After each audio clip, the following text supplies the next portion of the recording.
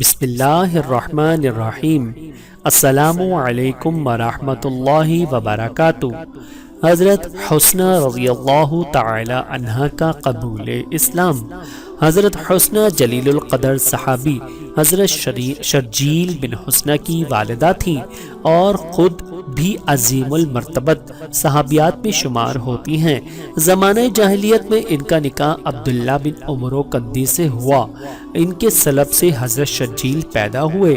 عبداللہ کے انتقال کے بعد سفیان بن معمر سے نکاح کر لیا۔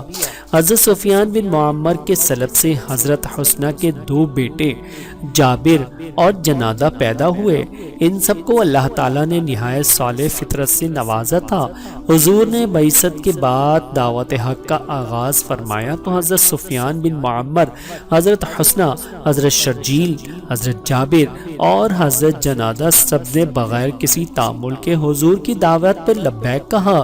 گویا کہ پورا کا پورا کنبہ اسلام کی نعمت عظمیٰ سے بہرہور ہو گیا۔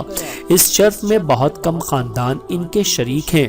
چند سال بعد حضور نے صحابہ کرام کو کفار کے مظالم سے بچنے کے لیے حبش جانے کا مشورہ دیا تو حضرت حسنہ نے بھی اپنے شوہر اور بیٹوں کے ساتھ حبش کی غریب الوطنی اختیار کی۔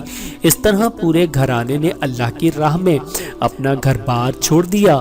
حضرت حسنہ تقریباً 13 سال تک حبش میں مقیم رہی اور غزوہ خیبر کے موقع پر اپنے اہل و عیال کے خاندان کے ہمراہ مدینہ منورہ واپس آئیں۔